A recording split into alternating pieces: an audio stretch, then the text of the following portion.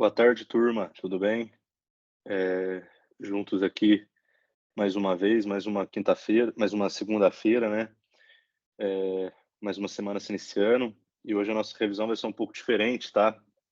A gente vai falar sobre direito empresarial, é claro, mas de uma maneira mais prática, tá? Eu vou resolver alguns exercícios de OAB, tá? Do exame da ordem, que caíram no exame em exames da ordem anteriores, tá? E vou resolver com vocês. São 8 exercícios, então acredito que a revisão de hoje não vai passar de 20 minutos, tá? Então vamos lá, beleza? O os exercícios são referentes a assuntos que foi dado aqui em revisão, beleza? Nada que esteja fora do nosso conteúdo. Abrindo aqui se eu esqueci de compartilhar a tela.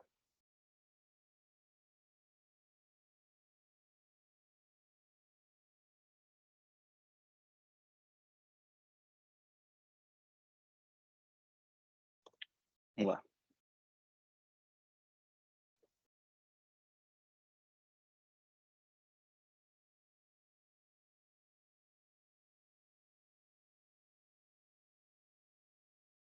Deixa eu aumentar aqui. Bom, primeiro exercício. Vamos lá, vou fazer a leitura com vocês, resolver e comentar sobre, tá? Por que que a alternativa correta está correta, beleza? Bom, primeiro exercício. Lavanderias Roupa Limpa Limitada, né, conhecida como Roupa Limpa, alienou um de seus estabelecimentos comerciais, uma lavanderia no bairro do Jacintinho, na cidade de Maceió, para Caio da Silva, empresário individual. Bom, então se analisou um de seus estabelecimentos comerciais, está falando sobre trespasse, lembra que o contrato de venda de um estabelecimento chama-se trespasse, lembra que eu expliquei isso para vocês? Continuando. O contrato de trespasse foi omisso quanto à possibilidade de restabelecimento de roupa limpa, bem como nada dispôs a respeito da responsabilidade de Caio da Silva por débitos anteriores à transferência do estabelecimento. Gente, um comentário à parte aqui antes de ler as alternativas. Lembrem-se, né, que eu disse que quando o contrato é omisso acerca da possibilidade de restabelecimento, né, existem as cláusulas de restabelecimento. Quando o contrato é omisso, né, entende-se que não poderá fazer concorrência, né, quem vendeu, dentro dos 5 anos subsequentes à venda, beleza? E lembrem-se também que eu disse que a respeito da responsabilidade de quem comprou pelas dívidas, né, daquele que aquele estabelecimento possui, lembrem-se que o vendedor é responsável solidariamente por 1 ano, tá? Agora vamos às alternativas. Alternativa A, tá? Pediu para assinar, pediu para assinalar a alternativa correta, tá, gente? Sempre grifem correta, tá? A afirmativa correta, porque caso seja incorreta, você tem o costume de grifar correta ou incorreta, você não vai errar isso, tá? Porque eu, particularmente, errava muito questão, assim, que pedia para marcar incorreta, eu achava que era para marcar correta e acabava errando questão e tal. Realmente, por falta de conhecimento, por falta de atenção mesmo, né? Então, assim, sempre é interessante grifar a palavra correta ou incorreta, beleza? Para não se confundir. Alternativa A. O contrato de trespasse será oponível a terceiros, independentemente de qualquer registro na junta comercial ou publicação. Gente, alternativa falsa, né? Até porque para que o contrato ele tenha validade perante a terceiros, é necessário que esse trespasse, né, essa venda, ela seja averbada na junta comercial em que aquele estabelecimento, que aquela empresa está registrada. Alternativa B. Caio da Silva não responderá por qualquer débito anterior à transferência, exceto os que não estiverem devidamente escriturados. Gente, nada a ver também, né? Alternativa completamente equivocada. Até porque ele responderá de maneira solidária com o vendedor dentro de 1 ano. Depois, a responsabilidade será somente dele. Pouco importa se tiver escriturado ou não, beleza? Então, é equivocada essa alternativa também. Alternativa C. Na omissão do contrato de trespasse, Roupa Limpa poderá restabelecer no bairro do Jacintim e fazer concorrência a Caio da Silva. Não, gente, completamente equivocada a alternativa C também, né? Até porque, lembrem que na omissão do contrato, o período em que a cláusula de restabelecimento valerá vai ser de 5 anos. Portanto, na omissão, o vendedor do estabelecimento ele não pode fazer concorrência, né, dentro de um determinado raio ao comprador dentro do período de 5 anos, tá? Portanto, completamente equivocada a alternativa C. Agora vamos à correta, né, a que sobrou. Não havendo autorização expressa, Roupa Limpa não poderá fazer concorrência a Caio da Silva nos 5 anos subsequentes à transferência. Gente, perfeito. Alternativa D aqui, ó. Lembre-se, nos 5 anos subsequentes. Portanto, a partir do momento que o vendedor ele vendeu, ele alienou, né, o seu estabelecimento empresarial, na omissão do contrato, ele não vai poder fazer concorrência nos 5 anos subsequentes a essa transferência, beleza? Agora, lembrem-se também que pode haver, né, que esse período pode ser majorado, pode ser aumentado, isso depende da cláusula de restabelecimento, caso, né, o contrato não seja omisso, mas na omissão do contrato, 5 anos, beleza? Vamos ao exercício 2 aqui agora. Pedro Laurentino deseja construir uma sociedade limitada unipessoal, cuja denominação será Padaria São Félix do Piauí Limitada. Tá? Gente, já vimos aqui que o nome é a modalidade fantasia, tá? Sediada em Teresina. A inscrição dos atos constitutivos da pessoa jurídica ou as respectivas averbações de atos posteriores no registro empresarial assegura o uso exclusivo do nome empresarial. Alternativas: A, nos limites do estado do Piauí. Bom, tá legal essa, hein? B, nos limites do município de Teresina. C, em todo o território nacional. D, em toda a região Nordeste. Gente, lembra que o registro ele é feito na junta comercial, certo? Lembrem-se também que a junta comercial ela é um órgão estadual, não é uma autarquia federal, tá? Cuidada pela União, não. É um órgão cuidado por seu respectivo estado, né? Portanto, como a junta comercial é um órgão estadual, a proteção ela se dará somente no limite do seu estado. Portanto, como, né, essa padaria é sediada em Teresina, Teresina fica onde? Teresina é a capital do Piauí. Portanto, esse nome, Padaria São Félix, né, do Piauí Limitada, será protegido somente nos limites do estado do Piauí, beleza? Por quê? Porque foi registrado na junta comercial e a junta comercial ela é um órgão estadual, portanto, protegerá no âmbito estadual, tá?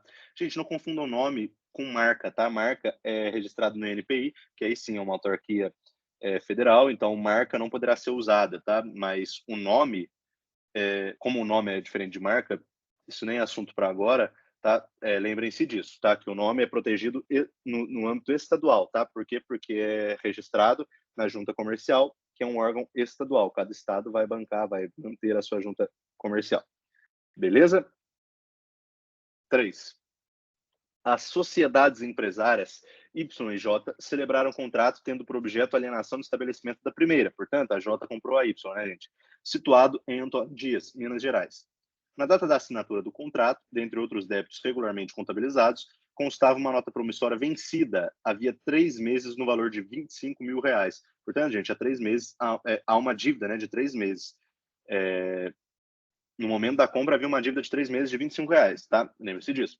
O contrato não tem nenhuma cláusula quanto à existência de solidariedade entre as partes, tanto pelos débitos vencidos quanto pelos vincendos.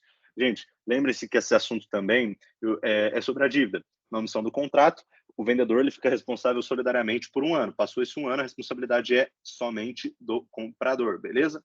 Continuando. Sabendo-se que em 15 de outubro de 2018, após a verbação na junta comercial competente, houve publicação do contrato na imprensa oficial e tomando por base comparativa no dia 15 de 1 de 2020. Tá? Então, calma aí. Houve publicação do contrato da imprensa oficial e tomando por base comparativa o dia 15 de 1 de 2020, o alienante A. Responderá pelo débito vencido com o adquirente por não terem decorrido 5 anos da publicação do contrato na imprensa social. Gente, não é 5 anos, é 1 ano, né? Então, errado aqui. B. Não responderá pelo débito vencido com o adquirente em razão de não ter sido estipulada tal solidariedade do contrato. Gente, lembre-se que na omissão do contrato é 1 ano, tá? 1 ano que o vendedor responde solidariamente. C. Responderá pelo débito vencido com o adquirente até a ocorrência da prescrição relativa à cobrança da nota promissória. Não fala nada sobre prescrição da dívida, né? E sim sobre um período em que o vendedor ele é responsável sobre. Alternativa D, que é a correta, né? Não responderá pelo débito vencido com o adquirente diante do recurso de mais de 1 ano pela publicação do contrato na imprensa oficial. Perfeito, gente. Então, até 1 ano ele pode responder solidariamente. Como passou 1 ano, né? No decurso de mais de 1 ano, ele não responderá pelo débito vencido, não responderá pela dívida, beleza? Correta, portanto, a alternativa D. Vamos à quarta questão aqui. O empresário individual José de Freitas alienou seu estabelecimento a outro empresário mediante os termos de um contrato escrito, averbado à margem de sua inscrição no Registro Público de Empresas Mercantis, publicado na imprensa oficial, mas não lhe restaram bens suficientes para solver o seu passivo. Gente, então aqui claramente já dá para saber que fala-se em uma empresa que foi vendida, foi uma empresa endividada que foi vendida, e o vendedor ele não tinha bens suficientes para solver, para quitar com essa dívida, beleza? Portanto, em relação à alienação do estabelecimento empresarial nessas condições, sua eficácia depende: a. Da quitação prévia dos credores trabalhistas e fiscais vencidos no ano anterior ao da alienação do estabelecimento. Vamos para a próxima. B. Do pagamento a todos os credores ou do consentimento desses, de modo expresso ou tácito, em 30 dias a partir de sua notificação. Tá legal essa alternativa, hein? C. Da quitação ou anuência prévia dos credores com garantia real, e, quanto aos demais credores, na notificação da transferência com antecedência de, no mínimo, 60 dias, nada a ver, né? D. Do consentimento expresso de todos os credores quirografários ou da consignação prévia das importâncias que lhes são devidas. Gente, a alternativa correta é a B, né? Por que a B? Do pagamento a todos os credores ou do consentimento destes de modo expresso ou tácito em 30 dias a partir de sua modificação. Gente, caso não haja capital ou patrimônio para quitar com as dívidas daquela empresa que está sendo vendida, será necessário que os credores, né, aqueles que estão esperando a receber daquela empresa, eles concordem de maneira expressa ou tácita, né? De maneira expressa seria por escrito, né? Ele concordar, não, pode vender mesmo assim e tal. De maneira tácita seria no decurso de um prazo de 30 dias, beleza? Se passar 30 dias e ele não se manifestar, entende-se que ele concordou com a venda da empresa endividada, da empresa que lhe deve, né? Tá? De maneira tácita. Beleza? Então, lembrem-se que eu expliquei disso também numa das revisões aí, tá? Agora, um credor, ele fala, não aceita essa venda, não. Vai ter que me pagar. Vai ser necessário que a dívida daquele credor seja paga, beleza? Sob pena de nulidade do trespasse. Portanto, corretíssima a alternativa B, do pagamento a todos os credores, tá? Ou ele vai ter que pagar os credores, ou do consentimento destes, de modo expresso ou tácito, em 30 dias a partir de sua notificação. Então, alternativa B, perfeita. Questão 5. A fisioterapeuta Alhandra Mogeiro tem um consultório em que realiza seus atendimentos, mas atende também em seu domicílio. Doutora Alhandra não conta com auxiliares e colaboradores, mas tem uma página na internet exclusivamente para marcação de consultas e comunicação com seus clientes. Com base nessas informações, assinale a afirmativa correta. A. Não se trata de empresário individual, em razão do exercício de profissão intelectual de natureza científica, haja ou não a atuação de colaboradores. Tá legal essa, hein? Vamos para a próxima. Trata-se de empresário individual, em razão do exercício de profissão liberal e prestação de serviços com finalidade lucrativa. Essa aqui está errada, depois eu explico por quê. C. Não se trata de empresário individual, em razão do exercício de profissão intelectual, só configurar a empresa com um concurso de colaboradores. D. Trata-se de empresário individual, em razão do exercício de profissão intelectual com o emprego de elemento de empresa pela manutenção da página na internet. Vou começar de baixo para cima. Alternativa D está equivocada, tá? Por que está equivocada? Para que seja considerada, ela é fisioterapeuta, certo? A Alhandra Mogeiro é fisioterapeuta. Então, ela é uma profissional de natureza intelectual. Lembre-se que o profissional de natureza intelectual, científica, aquelas coisas, ele não pode ser considerado empresário, a não ser que a sua atividade constitua elemento de empresa, né? Que seria a perda da pessoalidade. Lembre-se que eu dei isso uma das revisões, né? Portanto, gente, aqui o exercício ele não tá especificando, né? Que ele não está dizendo que houve a perda da pessoalidade. Ele também não está deixando claro, né, que a atividade da doutora Alhandra Mogeiro caiu, né, nos elementos de empresa aqui, né, que houve a perda da pessoalidade. Portanto, ela não é empresária. Automaticamente, a alternativa B e a D, né, completamente equivocadas, né? Agora, quando se fala na C, não se trata de empresário individual, em razão do exercício de profissão intelectual só configurar a empresa com concurso de colaboradores. Bom, o começo está certo, a primeira parte está certa, mas aqui está falando em razão do exercício de profissão intelectual só configurar a empresa com concurso de colaboradores. Bom, o exercício da profissão intelectual ela configura a empresa com o quê? A partir do momento que há a perda da pessoalidade, ou seja, a partir do momento que aquela atividade constituir elemento de empresa, né? Que os fatores empresariais, os fatores de produção são mais importantes do que a própria pessoa em si da Alhandra Mogeiro, né? Portanto, a alternativa C é equivocada. Por quê? É só profissão intelectual a profissão intelectual não vai deixar com que ela seja empresária, tá? Mas a profissão intelectual, ela pode ser considerada empresa com caso, né, constitua elemento de empresa, e não com concurso de colaboradores. Portanto, não importa se há ou não há concurso de colaboradores naquela atividade praticada por Alhandra, tá? Por isso, a alternativa A, né, foi a que sobrou correta, completamente correta, né? Não se trata de empresária individual em razão do exercício de profissão intelectual. Perfeito, de natureza científica, sim, porque ela é fisioterapeuta. Haja ou não a atuação de colaboradores. Gente, corretíssimo, tá? Porque pouco importa se há ou não a atuação de colaboradores, né? O que importa é se constituir elemento de empresa. Beleza? Vamos agora à questão 6. Roberto desligou-se de seu emprego e decidiu investir na construção de uma hospedagem do tipo pousada no terreno que possuía em Matinhos. Roberto contratou um arquiteto para mobiliar a pousada, fez cursos de hotelaria e, com os ensinamentos recebidos, contratou empregados e os treinou. Ele também contratou um desenvolvedor de sites de internet e um profissional de marketing para divulgar sua pousada. Desde então, Roberto dedica-se exclusivamente à pousada e os resultados são promissores. A pousada está sempre cheia de hóspedes, renovando suas estratégias de fidelização. Em breve será ampliada em sua capacidade. Considerando a descrição da atividade econômica explorada por Roberto, assinale a alternativa correta. A alternativa não pode ser considerada empresa, em razão da falta tanto de profissionalismo do seu titular quanto de produção de bens. Gente, lembra que eu disse que a atividade pode ser considerada empresa caso presente os fatores de produção, né? Caso presente o profissionalismo, né? Ou profissionalismo que é ligado à habitualidade, ou os fatores de produção, né?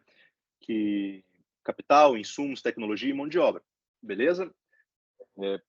Portanto, gente, a gente tem que ler o enunciado e saber, né, se os fatores de produção estão aqui presentes. Vamos lá, para saber se ele pode ser considerado empresa ou não. Roberto desligou-se do seu emprego e decidiu investir, estão aqui presentes, né, o capital. Investir na construção de uma hospedagem do tipo pousada no terreno que possui em Matinhos. Portanto, o requisito capital, né, o investimento, já está presente. Roberto contratou um arquiteto para mobiliar a pousada e fez curso de hotelaria e, com ensinamentos recebidos, contratou empregados, tá? Mão de obra, beleza? E os treinou. Ele também contratou um desenvolvedor de sites, tá? Então, aqui, sites de internet, a tecnologia, beleza? Não necessariamente a tecnologia sites de internet, tá? Mas é tudo que facilite aquilo. Portanto, se há sites, né, a tecnologia. E um profissional de marketing para divulgar essa pousada. Desde então, Roberto dedica-se exclusivamente à pousada. E os resultados são promissores. Se ele dedica-se exclusivamente à pousada, é porque tem habitualidade. Beleza? Se há a habitualidade, é porque está sendo exercido de maneira profissional. Beleza? Portanto, gente, estão presentes aqui os fatores de produção, tá? Capital, insumos, né? Até porque, ó, mobiliar a pousada, esqueci disso aqui. Mobiliar na pousada. Então, tipo, ele está colocando insumos naquilo para que funcione, né? Portanto, presentes os fatores de produção.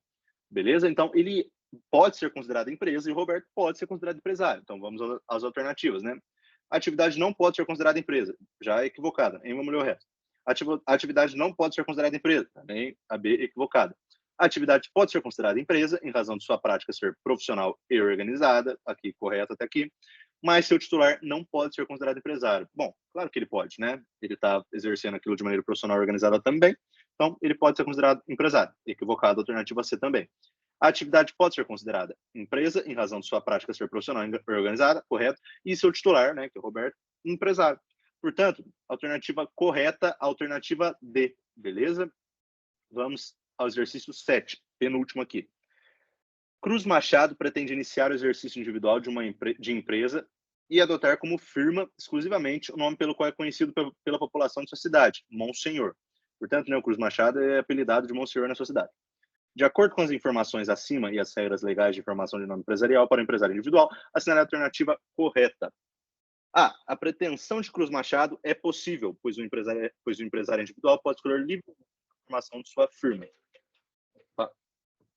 Gente, errado. Ele não pode escolher, tá?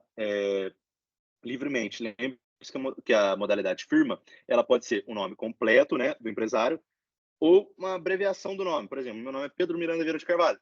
Poderia ser ou Pedro Miranda Vieira de Carvalho Limitada, né?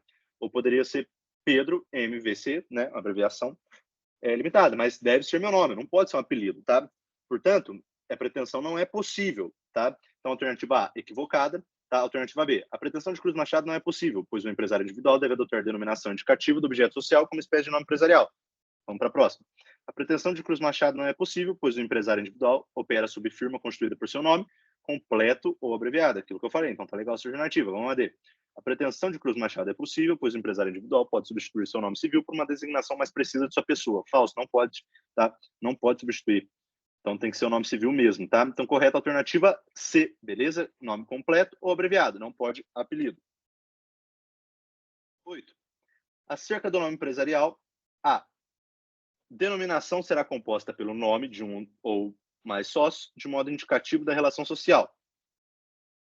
Firma deve designar o objeto da sociedade, sendo nela permitido figura o nome dos sócios, tá? C. Sociedade limitada pode adotar firma ou denominação, integradas pela palavra final limitada ou a sua abreviatura. Tá legal? Isso é sem que. D. Omissão da palavra limitada não acarreta a responsabilidade dos administradores que assim empregam o nome empresarial da sociedade limitada. Falso isso aqui, tá, gente? Porque se é limitado, deve ter limitada no final. E. Firma será composta pelo nome de um ou mais sócios, sejam eles pessoas jurídicas, físicas ou jurídicas, de modo indicativo da relação social. Gente, isso está errado, tá? Porque a modalidade firma realmente é o nome de um dos mais sócios, né? Abreviados ou completos, mas somente pessoas físicas, tá? A modalidade firma de nome é pessoas físicas, beleza? Então, a correta aqui é a alternativa C. Alternativa C, deixa eu ver. Sim, C. Sociedade limitada pode adotar firma ou denominação integradas pela palavra final limitada ou sua abreviatura, tá? Então, correta alternativa C. Gente, como eu disse, né? Deixa eu voltar aqui para a tela para conversar com vocês. Parar de compartilhar também. Como eu disse, a revisão de hoje ia ser bem curta, né? O motivo por conta disso é que a gente está... A revisão ela está ao lado da matéria que o professor Fred deu, né? Portanto, não teria motivo eu dar uma revisão de espécie sociedade, né? Eu dei a introdução ao direito societário, né? Não teria motivo para eu dar as espécies, né, de sociedade, sendo que o professor Fred ainda não terminou essa matéria, beleza? Portanto, semana que vem eu começo com as espécies, né, da sociedade, que seria a sociedade limitada, a sociedade simples, sociedade anônima, beleza? E assim a gente vai devagarzinho terminando as revisões, beleza? Por hoje é só. Agradeço pela atenção de quem assistiu. No mais é isso, gente. Boa semana. Até segunda que vem.